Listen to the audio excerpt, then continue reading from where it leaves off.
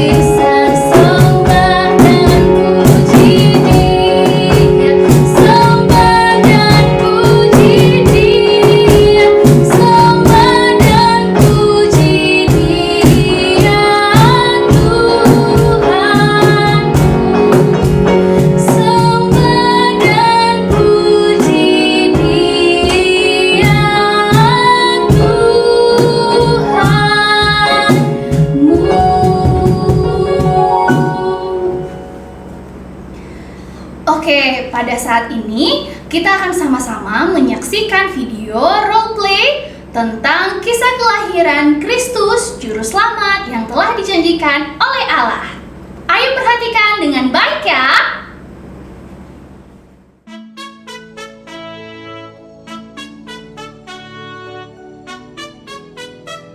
Suatu pagi yang cerah, seorang anak bersiap untuk mengikuti pembelajaran secara online.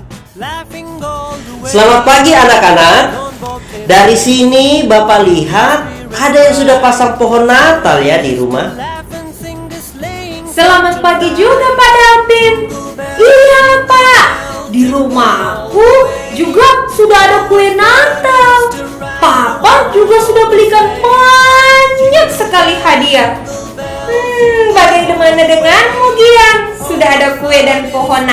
belum?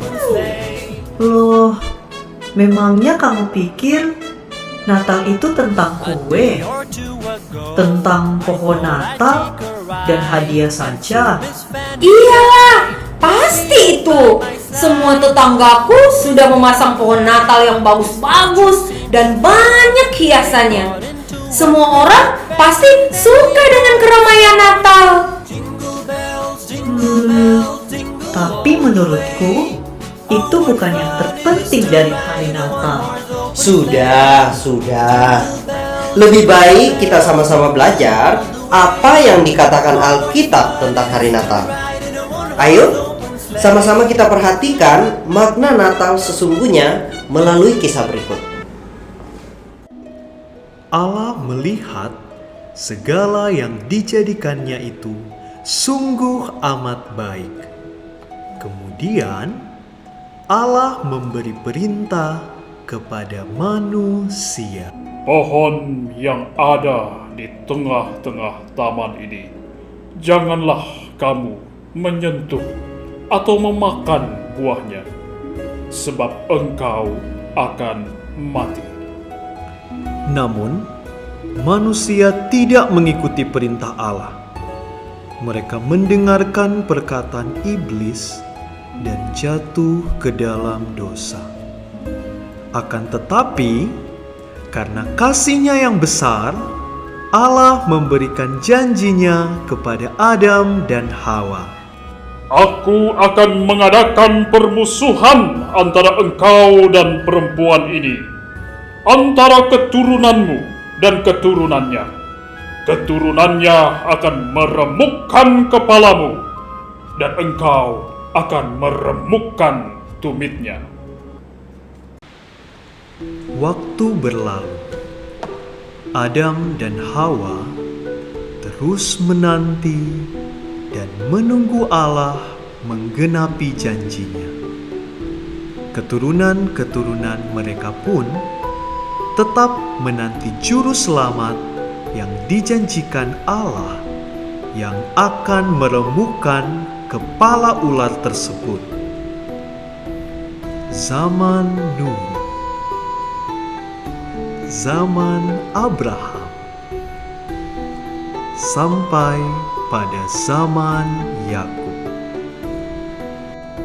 Suatu hari, Yakub memanggil anak-anaknya dan berkata, "Datanglah anak-anakku, berkumpullah, supaya aku beritahu apa yang akan kamu alami di masa depan." Yakub memberitahukan apa yang akan terjadi di masa depan kepada Ruben, Simeon, dan Lewi sampai kepada Yehuda. Yehuda, tahta raja tidak akan hilang dari keluargamu sampai raja itu datang. Maka kepadanya bangsa-bangsa akan takluk. Tongkat kerajaan, saat ini kami belum memiliki raja.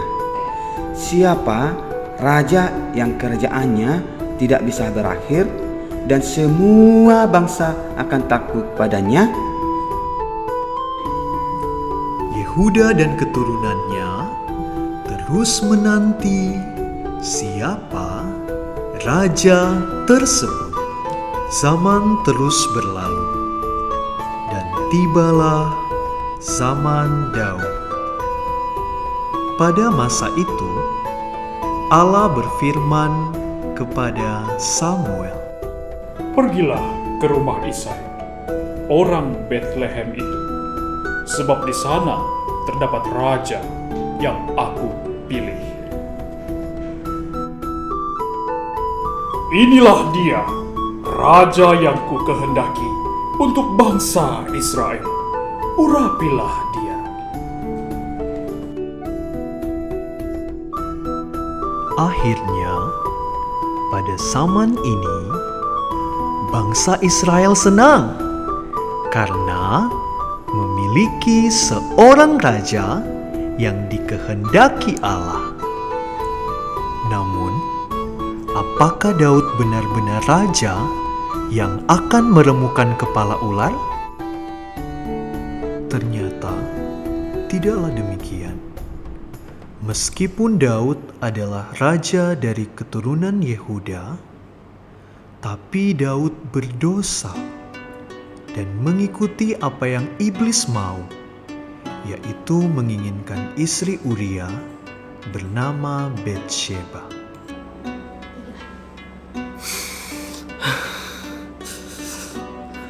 Aku telah berdosa kepada Tuhan.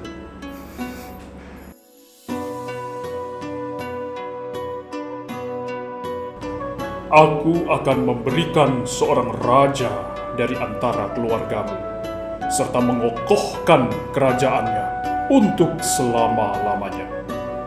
Aku akan menjadi bapaknya, dan dia akan menjadi anakku. Tidak ada satupun dari keturunan Daud yang hidup taat kepada Allah. Semua jatuh ke dalam dosa. Bangsa Israel juga merasa ini adalah hari-hari gelap mereka. Mereka kecewa dan sedih sebab tidak ada raja yang dapat ditemukan untuk menyelamatkan mereka dari dosa. Akan tetapi, pada masa penantian tersebut, muncullah para nabi yang melihat masa depan, khususnya Nabi Yesaya. Akan ada seorang perempuan muda yang melahirkan anak laki-laki, dan anak laki-laki itu akan diberi nama Immanuel. Ia menubuatkan mengenai lahirnya juru selamat yang tidak berdosa. Orang Israel begitu senang mendengar nubuat dari Yesaya, karena mereka tahu bahwa anak laki-laki tersebut akan menggenapi janji Allah, yaitu meremukkan kepala ular serta membebaskan manusia dari dosa. Tibalah pada masa yang dinanti-nantikan bangsa Israel. Pada waktu malam, ada gembala yang tinggal di padang menjaga kawanan ternak. Di waktu yang sama, ada juga orang Majus yang sedang berjalan mengikuti bintang di timur.